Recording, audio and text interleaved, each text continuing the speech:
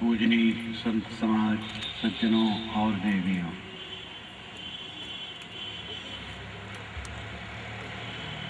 हमारा बचपना सरल होता है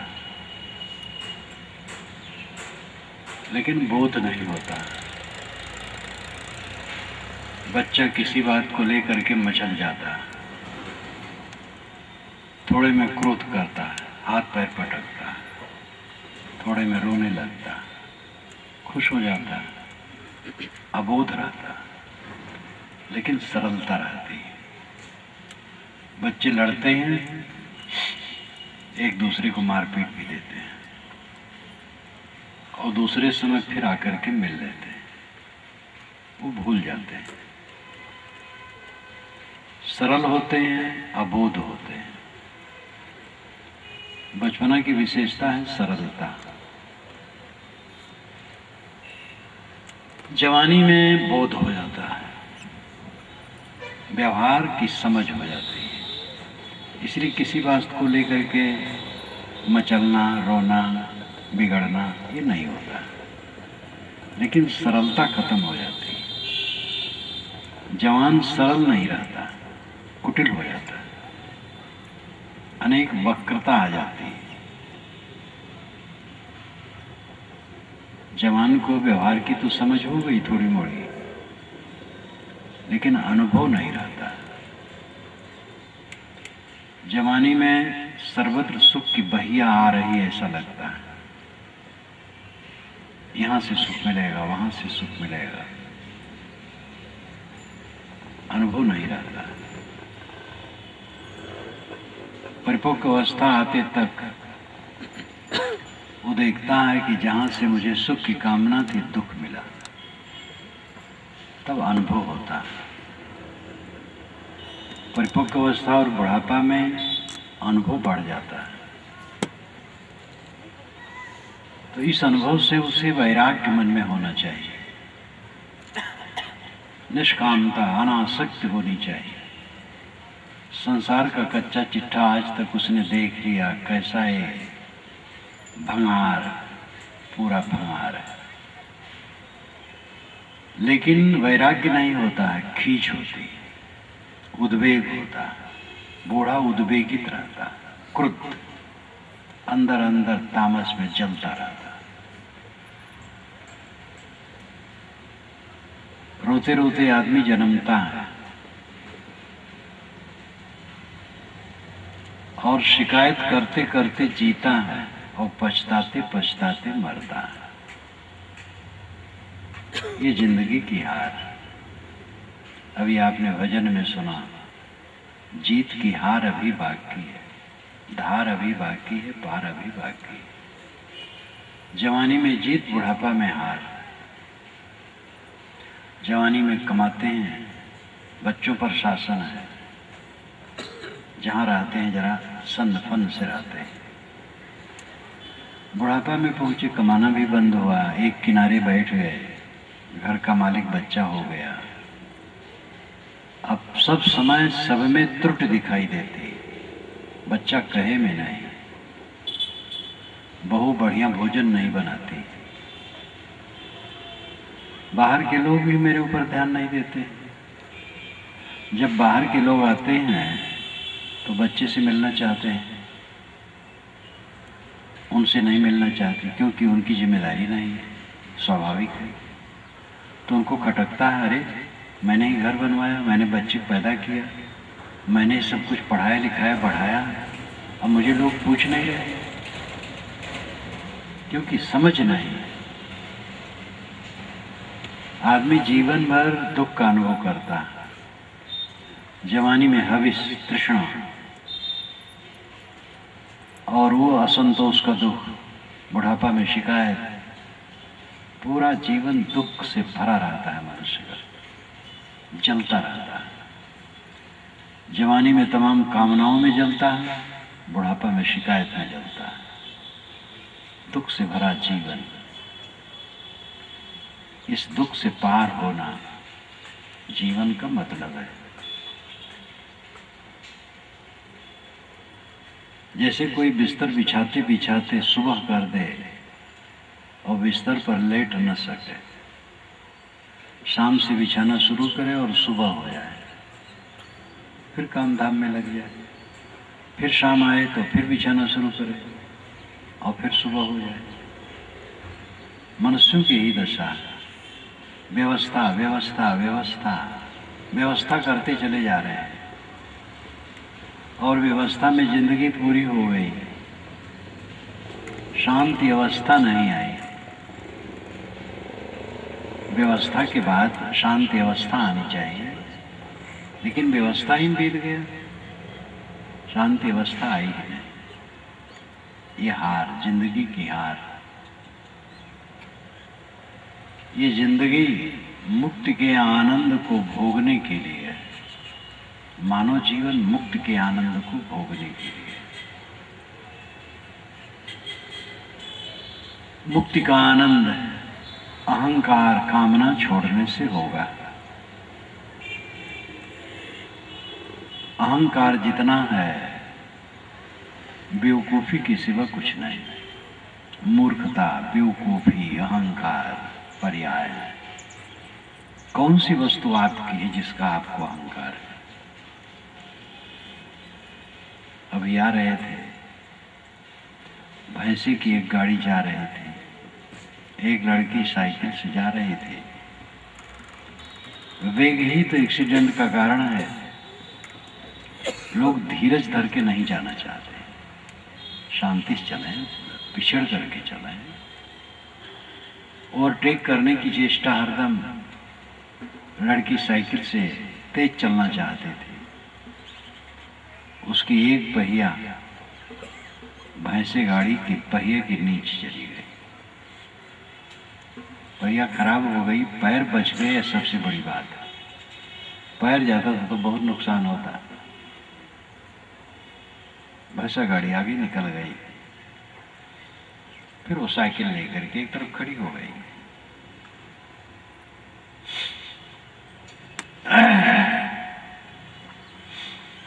अगर पैर चला जाता उसमें तो अब तक तो हॉस्पिटल में होती। सब जगह खतरा है, लेकिन खतरा को लेकर के लोग घर में तो नहीं बैठे रहेंगे। ट्रेन का एक्सीडेंट होता है, बहुत से लोग मर जाते हैं, वस्तुएं बिखर जाती है। रात में हो तो लोग लूटने आ जाते हैं। जो बचे रहते हैं स्टेशन मास्टर के पास जम करके कहते हैं हमारे लिए दूसरी गाड़ी का प्रबंध कीजिए, जल्दी से जल्दी। जिस गाड़ी से सैकड़ों लोग मर गए, उसी गाड़ी पर चढ़ने के लिए सब तैयार रहते हैं। आदमी कहां तक निराश होकर के बैठे? काम करता है। एक्सीडेंट ज्यादा सड़क पर नहीं होता है, बिस्तर पर होता है। आपके सहारनपुर में साल भर का सर्वेक्षण कर लीजिए, बिस्तर पर कितने लोग मरते हैं और सड़क पर कितने लोग मरते हैं। सड़क पर बहुत कम लोग मरते हैं, बिस्तर पर ज्यादा मरते हैं। एक्सीडेंट की जगह बिस्तर ज्यादा है, और बिस्तर से तो किसी को भय नहीं है। शरीर छूट गए ही एक्सीडेंट है, अभी पक्का। इसलिए इसके लिए डरने की आवश्यकता नहीं, किंतु मर्यादा से चलना फिरना चाहिए, संयम से सब काम होना चाहिए। जीत की हार, जीवन पूरा जीत में बदल जाए, इसके लिए क्या उपाय है? अहंकार कामना को त्यागे बिना जीवन में जीत नहीं होगी। और अहंकार, नए नए किस्म के अहंकार, जाति का अहंकार, वर्ण का अहंकार, संप्रदाय का अहंकार, धन पद का अहंकार, गुरुवाई का अहंकार, विद्वता का अहंकार, पूज्यता का अहंकार, सब जगह अहंकार आकर के बैठ जाता है। इतने लोग यहाँ बैठे हैं, ये पता नहीं किस वर्ण के लोग हैं। अगर कहो इसमें जो गोरे गोरे हैं वो सवर्ण हैं, और जो गोरे नहीं है वो बैकवर्ड या शेड्यूल कास्ट के। तो श्री राम और श्री कृष्ण किस वर्ग के हैं? वह तो श्याम और घन श्याम है, तो शेड्यूल कास्ट में रखोगे क्या? कश्मीर के सभी लोग गोरे वो सब ब्राह्मण होंगे, और मद्रास के सब लोग प्राय काले हैं, तो वो सब शूद्र होंगे। काला शूद्र, गोरा ब्राह्मण, ये परिभाषा किया जाए तो इंग्लैंड अमेरिका इत्यादि के लोग सब ब्राह्मण हैं, और उसके अपेक्षा भारत के लोग तो काले ही हैं, तो सब शूद्र हैं। काले गोरे से कोई मतलब नहीं होता, ये तो जलवायु के कारण होता है। ब्राह्मण और शूद्र शब्द ही बेकार है, मनुष्य मनुष्य बस।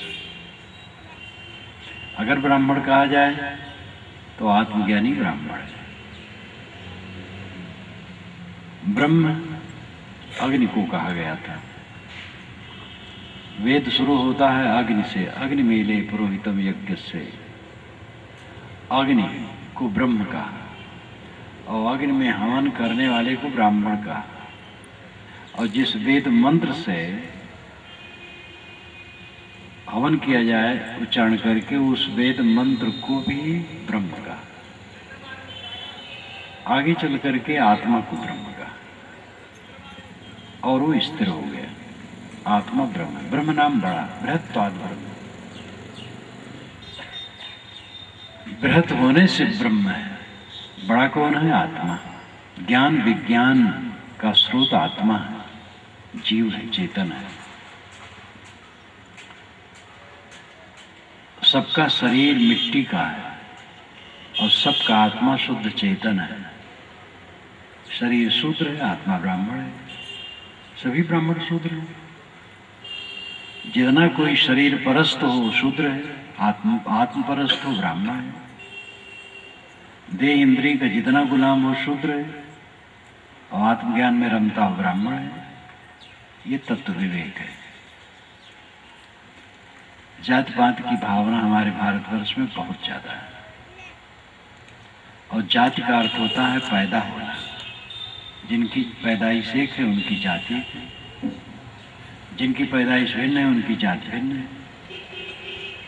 बकरी से और सूअर से बच्चे नहीं होते, इसलिए दोनों की जातियां अलग है। गाय से और ऊंट से बच्चे नहीं होते, इसलिए उनकी जातियां अलग है। किंतु इस भूमंडल के किसी कोने के नर और किसी कोने की नारी से बच्चे होते हैं, इसलिए मनुष्य में दो जाति नहीं, मनुष्य की एक जाति। कर्म से, शुद्धता से आदमी उच्च होता है, गंदे कर्म और अशुद्धता से आदमी नीच होता है। नीच का मतलब ये है अपवित्र होना, दुखी होना, पीड़ित होना, संतापित होना। जन्म से कोई ऊंच नीच नहीं है। कबीर साहब ने इस पर कड़ी फटकार दी। एक है त्वचा हाड़ मलमूत्रा, एक उथरी अगूदा, एक बूंद से सृष्टि रची है, को ब्राह्मण को शूद्रा। रजोगुण ब्रह्मा, तमोगुण शंकर, सतोगुणी हरि होई। कहें कबीर राम रम रहिए, हिंदू तुर्क न कोई। कोई हिंदू मुसलमान नहीं, कोई ब्राह्मण शूद्र नहीं, राम में रमो।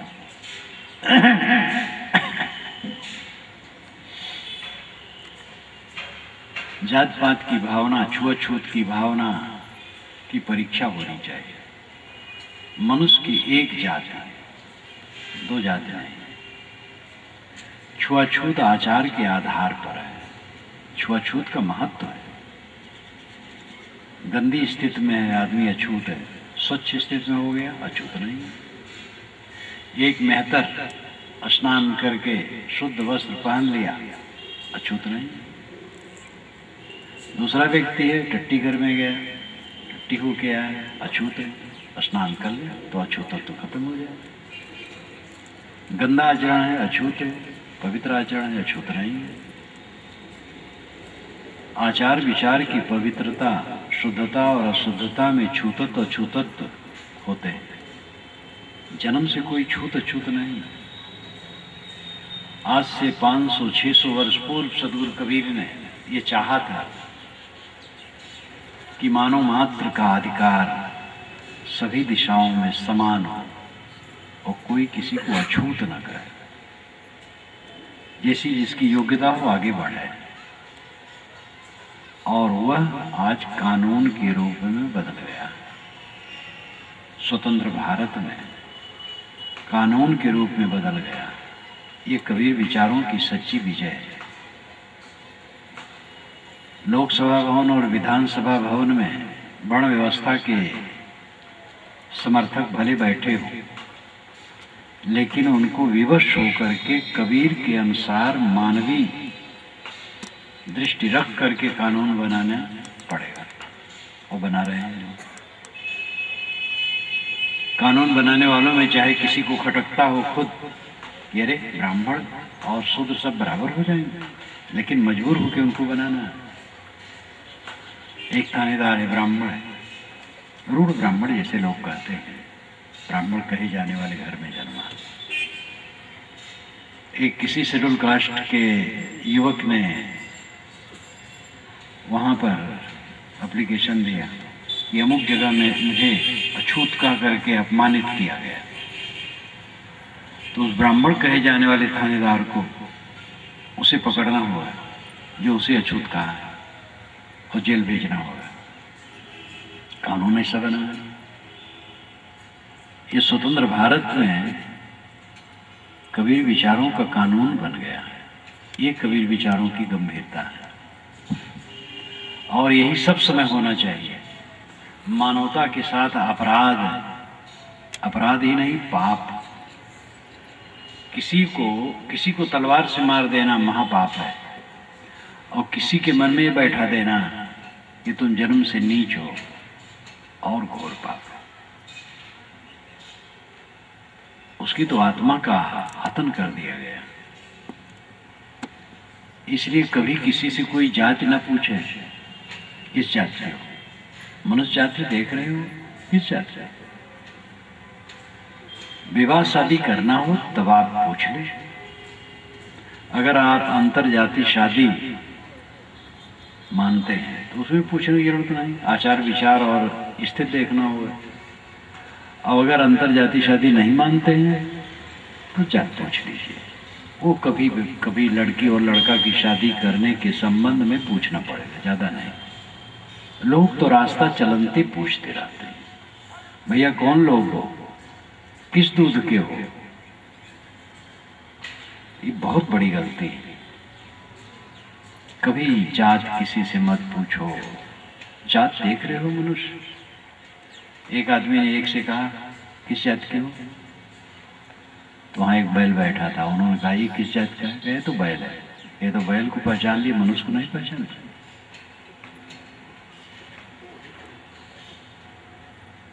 मनुष्य की एक जाति है, दो जाति का।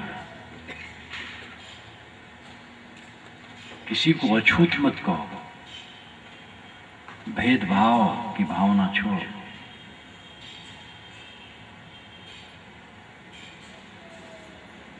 जाति अहंकार, वर्ण का अहंकार, संप्रदाय का अहंकार। हमारा संप्रदाय ईश्वर प्रदत्त है।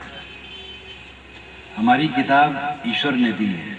हमारा महापुरुष ईश्वर का भेजा हुआ है, अथवा ईश्वर का अवतार है। हमारी परंपरा, हमारा मजहब, हमारा संप्रदाय ईश्वर का बनाया हुआ है। इस भावना ने सांप्रदायिकता का विष बोया है और ये दादागिरी के लिए है। दुनिया की सारी किताबें मनुष्य की रचनाएं हैं। दुनिया के सारे महापुरुष केवल मनुष्य हैं और दुनिया के सारे संप्रदाय मनुष्य की चलाए हैं।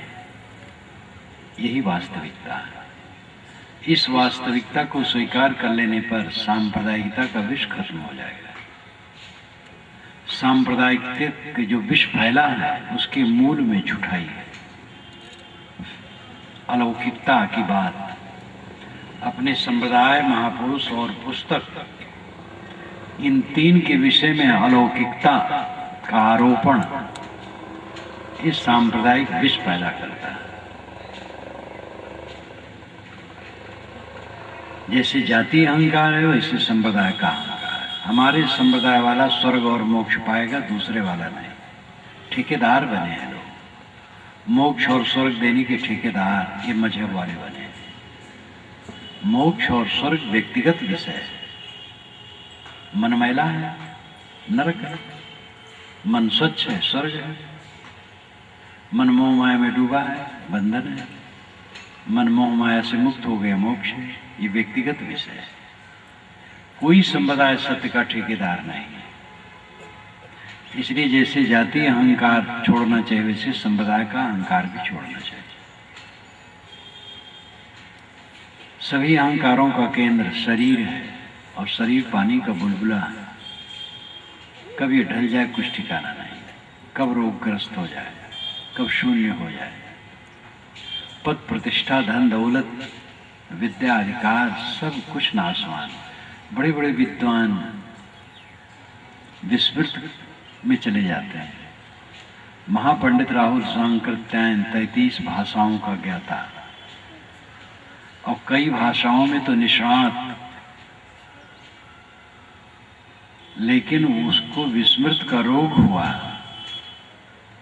तो काखा नहीं जानता था।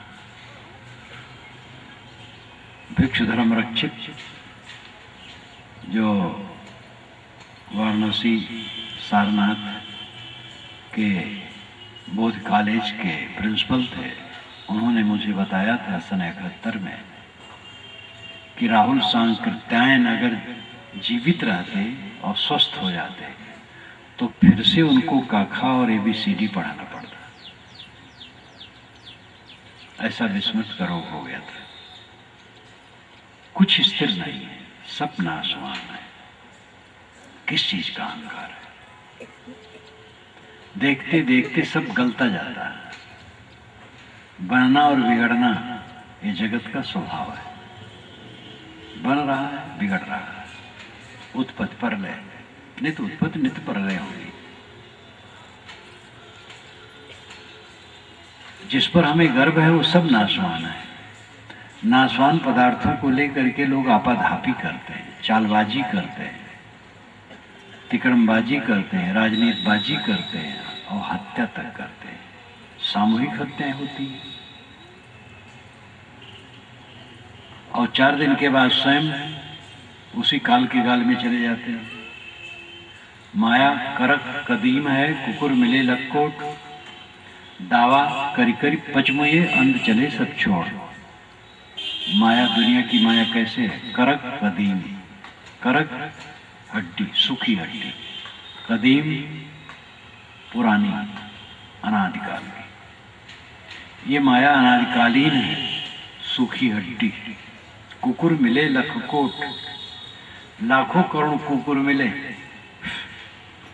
और उस हड्डी को नोच रहे हैं और दावा कर कर पच मर रहे हैं और अंत चले सब छोड़। अंत में सब छोड़ के चल देते हैं। जिस जमीन मकान पद प्रतिष्ठा के लिए लड़ाई करते हैं वो जमीन मकान पद प्रतिष्ठा छोड़ करके चल देते हैं। कुत्तों को देखो, मैं बचपन में देखा हूँ। जहाँ मेरा शरीर जन्मा था, गांव के बाहर एक बड़ा मैदान था।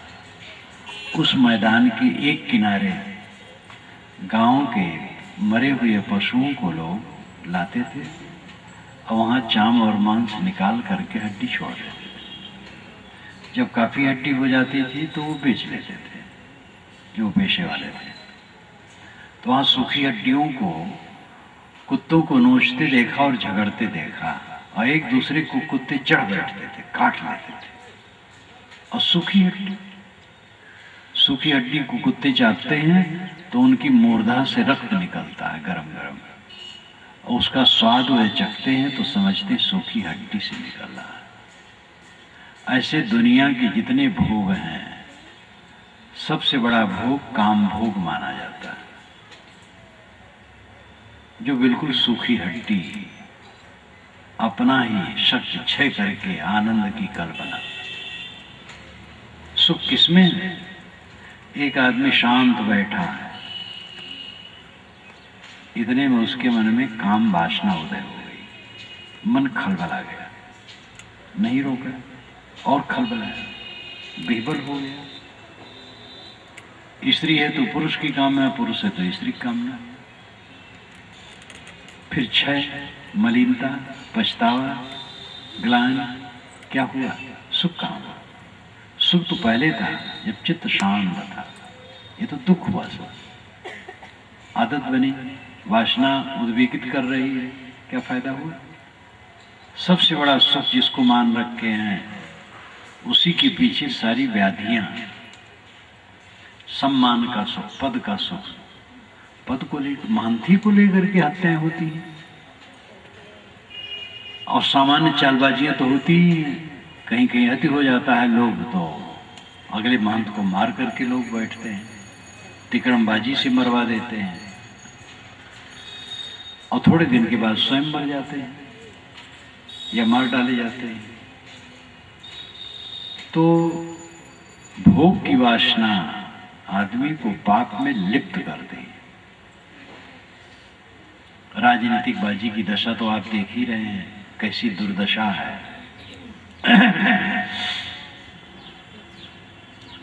राजनेता लोग भी धर्म का काम करने के लिए अधिकारी हैं, वही भी महापुरुषों को मान सकते हैं।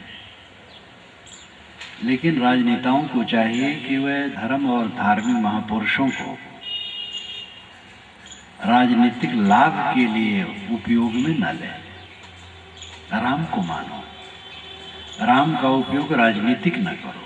कबीर को मानो, बुद्ध को मानो, मोहम्मद को मानो, ईसा को मानो, शिव को मानो, दयानंद विवेकानंद को मानो, नानक को मानो। नाम कहाँ तक लिया जाए? सभी महापुरुषों को या जिनको जिनको मानना हो मानो, लेकिन उनका राजनीतिक उपयोग न करो। राजनीतिक उपयोग लोग करते हैं, धोखा देते हैं। तो सब तरफ ये भोगों की वासना ने आपाधापी पैदा की, इसमें सब जीव जल रहे हैं रात दिन। शांति सुख की इच्छा है अगर, तो भोगों की वासना का त्याग करो। कम वस्तुओं में गुजर, सादे ढंग से गुजर, संयम से रहना, क्षमा करना, गम खाना, संतोष रखना। और इसके लिए साधना करना, स्वाध्याय, सत्संग, साधना, सेवा, ये सब में चलना। सत्संग और स्वाध्याय से ज्ञान मिलता है।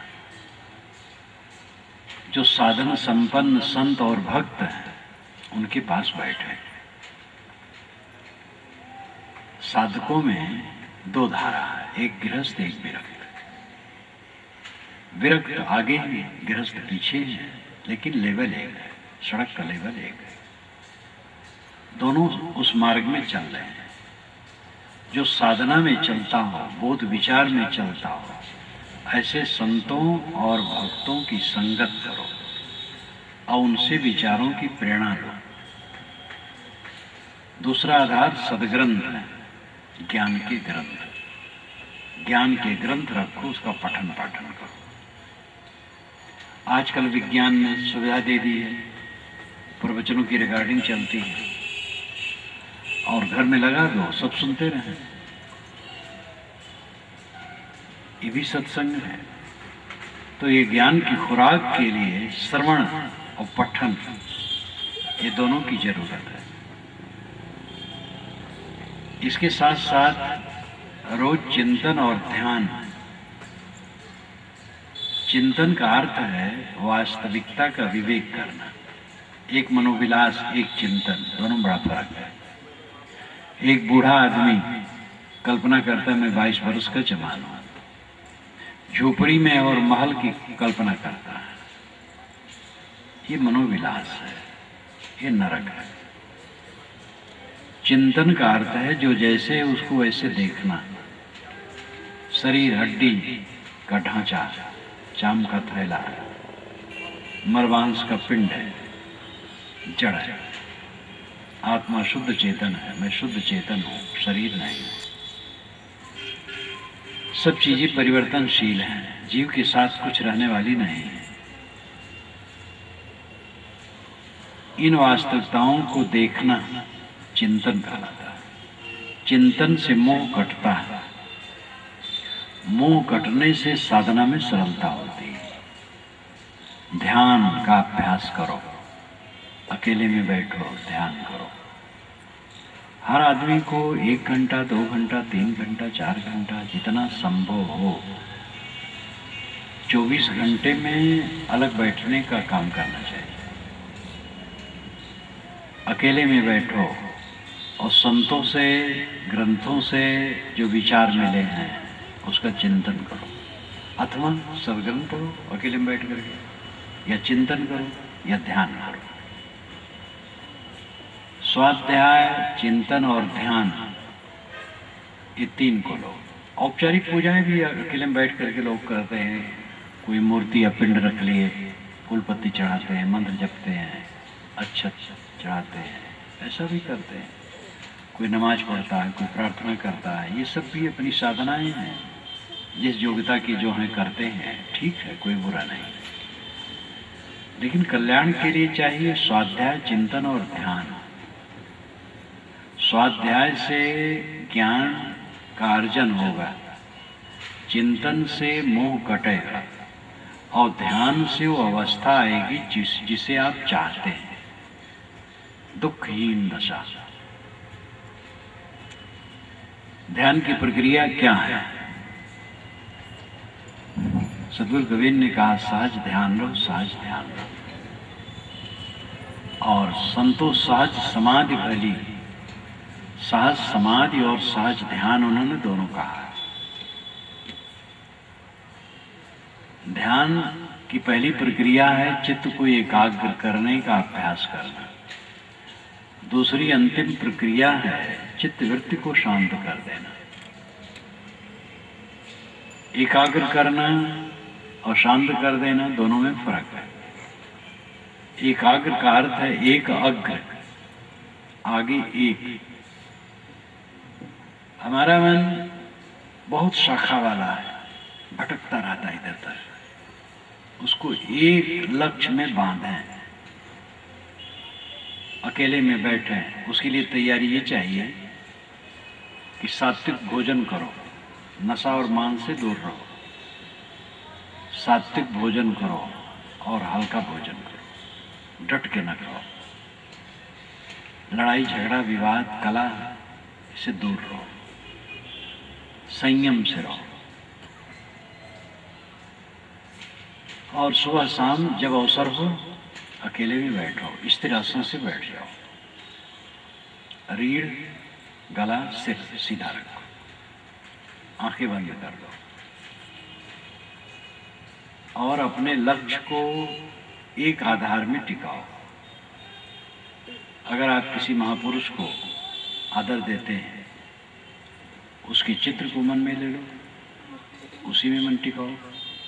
ये साकार योग है। आंखें बंद करो, बंद आंखों में अंधकार या प्रकाश जो दिखाई दे उसी में मन को रोको। कोई कल्पना न करो, बंद आंखों में जो दिखाई दे उसी में मन को ठहराओ। सांस अपने आप आती है जाती है, सांस पर मन टिकाओ। केवल सांस को देखो और कुछ नहीं। देखने मतलब ख्याल रखना, सांस का ख्याल रखो, बस सांस पर मन ठहराओ और कहीं ना लगाओ। बिंदु की कल्पना कुछ लोग कर लेते हैं, चमकता हुआ बिंदु हृदय में है, उसी मन को ठहराओ। शब्द कानों में उंगली डाल लेते हैं, आवाज सुनाई देती है अंदर की गनगनाहट, उसी में मन को रोकते हैं। तो इस प्रकार कोई आधार लीजिए, एक आधार एक समय में, और मन को उसी में बारंबार नियोजित करो। ये ध्यान का प्रथम अभ्यास है। दीर्घ काल तक करते करते जब ये अभ्यास मच जाता है तब काफी स्वस्थ आ जाती है। और इसके साथ साथ स्वाध्याय, सत्संग, चिंतन ये सब चलते रहना चाहिए। ये विचार करते रहो क्या मेरा है, मेरे साथ क्या रहने वाला है, अंत में क्या शेष रहेगा। हमारे बाबे दादे गए, राम नाम भज चेत देख मन माही हो, लक्ष्य करोड़ जोर धन गाड़े चलत डुलावत बाही हो। दादा बाबा ओ परपाजा जिनकी यह भूमि भाड़े हो, आदर भय हियो की फूटी तिन काहे सब छाड़े हो। ई संसार सार को धंधा अंत काल कोई नाही हो, उपजत विंसत बार न लागे जो बादर की छाही हो। नाता गोता कुल कुटुंब सब इनकर कौन बढ़ाई हो, कहें कबीर एक राम भजी बिन बूढ़ी सब चतुराई हो। बादल की छाया बनी और बिगड़ी सारी माया की चीजें ऐसे हैं। हमारे बाबे दादी के समय की चीजें आज क्या है। आपके घर में 100 वर्ष पुरानी वस्तु न होगी, आपका घर ही 100 वर्ष पुराना नहीं होगा। 100 वर्ष के पहले वाला कोई है ही नहीं है। काल सबको निरंतर पीस रहा है, इस पर लोग ध्यान ही नहीं देते। भोगों के लिए जोश है, आपाधापी, मेरा हो जाए, मेरा हो जाए, मेरी मर कर करके सब मर रहे, को सवासी नहीं। अपने को पहचाने, अपने को समझें, ध्यानाभ्यास करें। चित्त में वैराग्य बढ़ेगा तो ध्यान का अभ्यास सरल होगा। मैंने कल ही कहा था कि वैराग शब्द से आप घबराएं नहीं, और वैराग का अर्थ घर छोड़ना और कपड़ा बदलना नहीं। जो घर छोड़ करके कपड़ा बदल दिए, जैसे हम कपड़ा पहने हैं, इस ढंग के जो पहनने वाले हैं साधु कहलाते। शर्ट पैंट में, साड़ी ब्लाउज में, धोती कुर्ते में हो गृहस्थ कहलाते। दोनों को वैराग की जरूरत है। मन जितना अनासक्त होगा उतनी शांति पाओगे, जितना आसक्त रहेगा उतना जलोगे। गृहस्थ विरक्त किसी के लिए प्रकृति के तरफ से क्षमा नहीं है, सबको फल भोग बराबर है। निर्मोहता वैराग्य, अनासक्ति वैराग्य, सारी साधनाओं की रीढ़ है अनासक्ति। सगुण उपासना, निर्गुण उपासना, साकार उपासना, निराकार उपासना, आर्य उपासना, सामी उपासना, कोई उपासना, सब में अनासक्ति रीढ़ है। चित्त अनासक्त होगा जब, तब साधना में प्रवेश होगा। हजरत मोहम्मद ने भी हदीस में कहा है, जो दुनिया से उदास रहता हो और कम बोलता हो, उसके पास बैठो तो तुम्हें आत्मिक रोशनी मिलेगी। प्रचारकों से, अपने प्रचारकों से कहते थे, देखो सुख में फंसना नहीं तो तुम धर्म प्रचार नहीं कर पाओ। सुख में फंसना नहीं।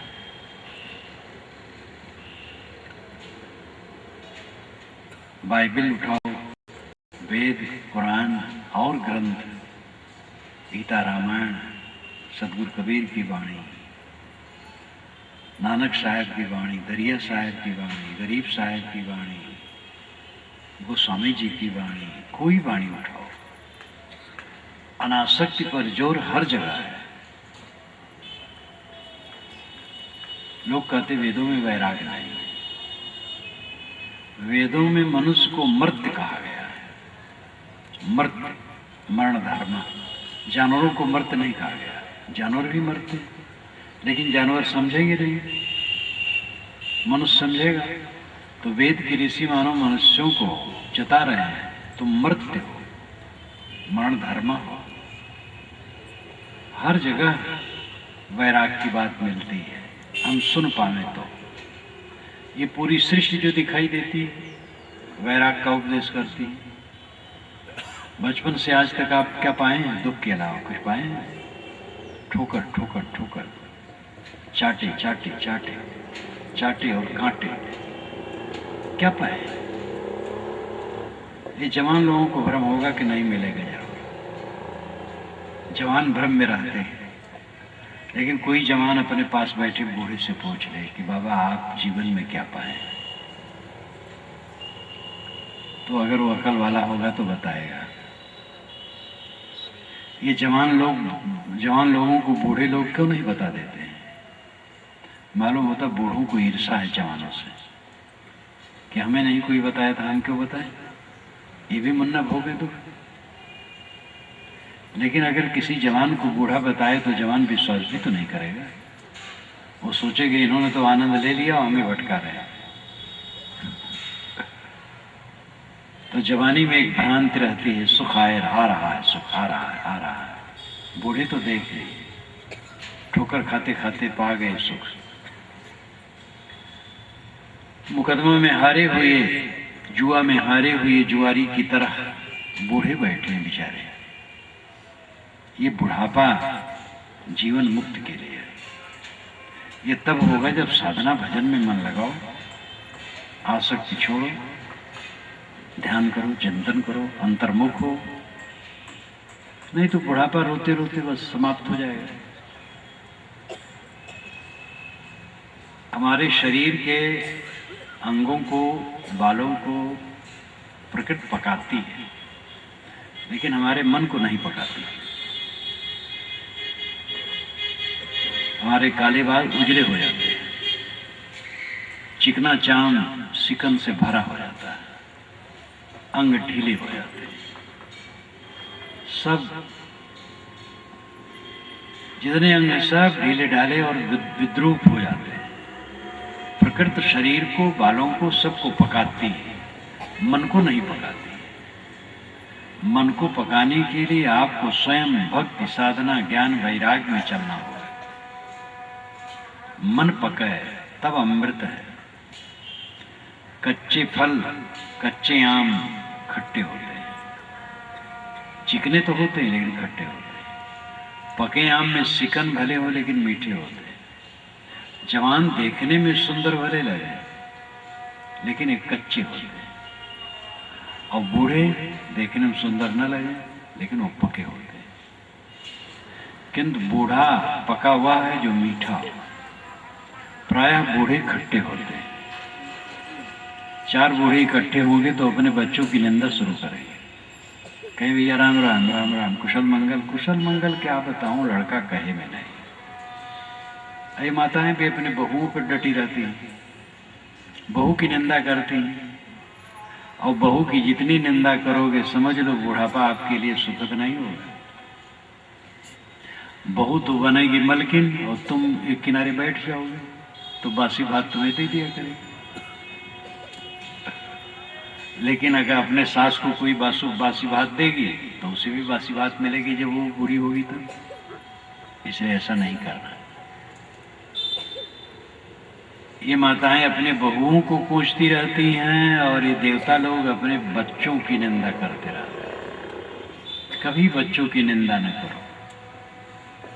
बच्चे जितनी सेवा करते हैं बहुत है। बच्चे सेवा करें धन्यवाद दो, न सेवा करें धन्यवाद दो। कोई पूछे बच्चे कैसे हैं, अच्छे हैं, आज्ञाकारी हैं, बढ़िया हैं। अच्छा कहने से अच्छा बनता है, बुरा कहने से बुरा होता जाता है। बुराइयां हैं, प्रेम से, स्नेह से समझाओ, रास्ते पर लाओ। कलह करके, वैर करके, घृणा करके किसी को कोई समझा नहीं सकता। आदर से, प्रेम से, स्नेह से कह करके समझा सकता है। जहाँ समझाने की शक्ति नहीं रहती है, अर्थात जो आदमी समझना नहीं चाहता, वो स्टेज दूसरा है। कुछ लोग होते हैं जिनको आप समझा नहीं सकते, वे बड़े शूरवीर और बड़े ऊंचे होते हैं, तो उनसे क्षमा मांग लो, गम खा लो, हट जाओ। उनको इतना घोर अहंकार होता है अपनी बुद्धि का, अपने आचार का, तो डूबने वाले होते हैं। तरने को है दीनता, डूबन को अभिमान। ऐसे अभिमानी आदमी को कोई समझा नहीं सकता। तो ऐसे लोगों को तो समझाने की सोचो ही मत। जब वे मिले हाथ जोड़ लो बस। बाकी लोग ऐसे नहीं होते। जो आम लोग होते ऐसे नहीं होते। आपके घर में शायद ऐसा कोई ना हो इतना उद्दंड, समझाने से वो रास्ते पर आएंगे, और जो ऐसा हो तो उसे हट जाना है। बाकी लोग समझते हैं, नहीं समझेंगे नहीं समझेंगे, अपने को खराब ना करो, मीठे वचन का प्रयोग करो, समता से रहो, सुख से जियो, नींद खुले, परिवार वालों को देखो, समझो देवी देवता, पड़ोस वाले देवी देवता, जितने प्राणी मिलते हैं सब भगवान भगवती। दुकान पर बैठो, ग्राहकों को देवी देवता समझो, ईमानदारी से सौदा दो, मुनाफा जो उचित है लो, धोखा किसी को न दो। अपने क्षेत्र में सब जगह इन प्राणियों को भगवान भगवती समझो, चित्त मक्खन बना लो। जीवन में स्वर्ग और मोक्ष दोनों का आनंद लो। मन प्रेम से भरा है, स्वर्ग है, और सब तरफ से अनासक्त है, मोक्ष है। मोक्ष और अनासक्ति और प्रेम ये दोनों एक साथ फलते हैं। जैसे सिक्के के दो पहलू होते हैं, वैसे ये दो पहलू, अनासक्ति और प्रेम, दो पहलू हैं। आप कहेंगे हम प्रेम करेंगे तो तुम मोहग्रस्त हो जाएंगे, और मोहग्रस्त हो गए तो बंधन में हो गए। आप मोह को प्रेम मान लेते ही गलत है। मोह प्रेम नहीं है। अमुक लड़के और लड़की से प्रेम हो गया, लोग कहते, प्रेम नहीं हो गया, मोह हो गया। तो प्रेम और मोह में फर्क है। लड़की से लड़का का प्रेम हो गया नहीं, मोह हो गया। प्रेम में देने की इच्छा होती, लेने की नहीं। जीवन हमारा प्रेम से पूर्ण होगा तो अनासक्त होगा।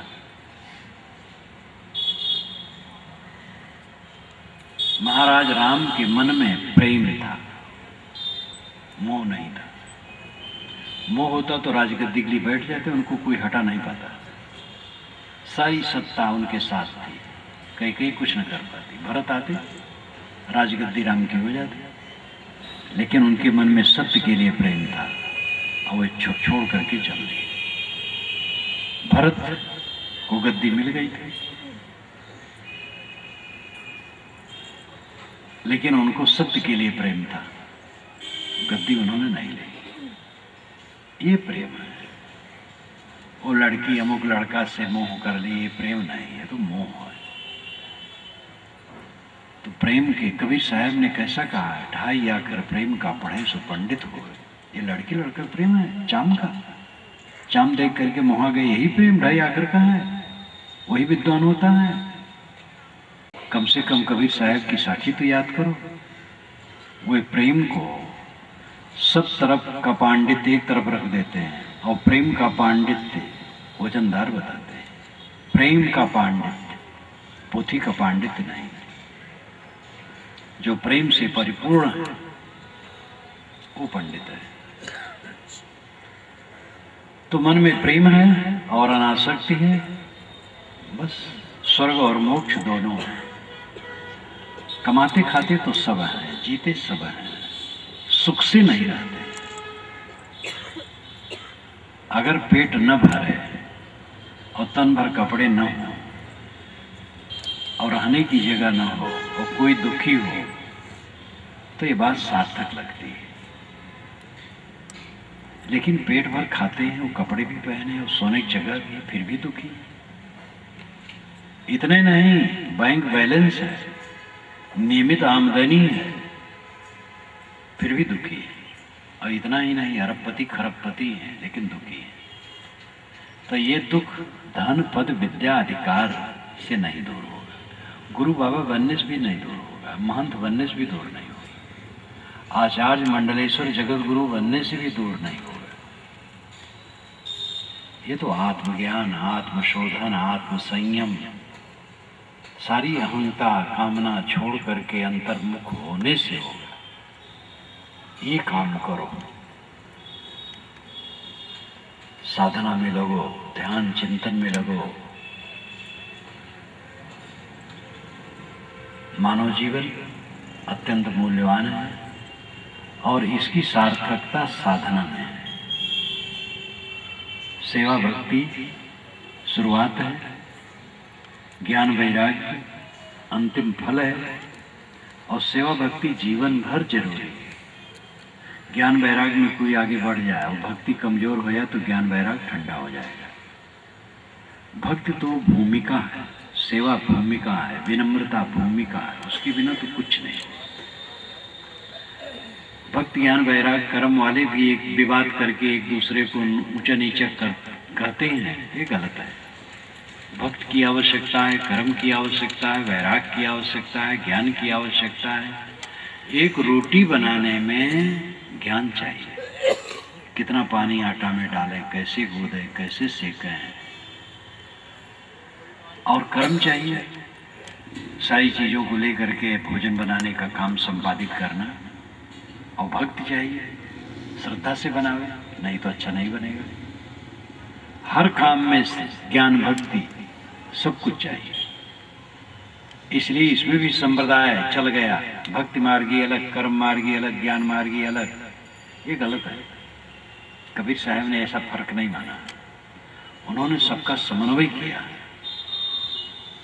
अन्य संतों ने भी इस पर ध्यान दिया।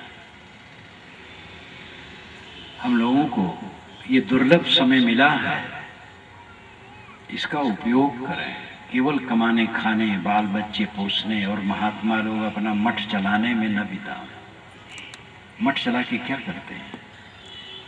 महात्मा लोग अगर साधना नहीं करते हैं, स्वाध्याय नहीं करते हैं, चिंतन नहीं करते हैं, अंतर्मुख नहीं होते हैं, तो समाज को क्या देंगे? इसलिए महात्माओं का काम अपना है, वे साधना में चलें। भक्त लोग महात्माओं की संगत करके साधना में चलें और इसी जीवन में दुख से निवृत्त हो। सुबह नींद खुले, मन में कोई दुख का झटका न हो और दिन भर अपना काम धाम साधन भजन करते हुए आनंद से बितावें। बिस्तर पर जाएं, सुख से सो जाएं। सुख से जागना, सुख से सोना, सुख से जीना और सुख से मरना, ये जीवन का फल है। धनी होना जीवन का फल नहीं है, विद्वान होना जीवन का फल नहीं है, पूज्य होना जीवन का फल नहीं है, प्रतिष्ठित होना जीवन का फल नहीं है। सुख से जीना, सुख से मरना जीवन का फल है। और ये भक्ति साधना में चल करके होगा। आप लोगों को धन्यवाद देते हुए मैं अपनी वाणी को विराम देता हूँ।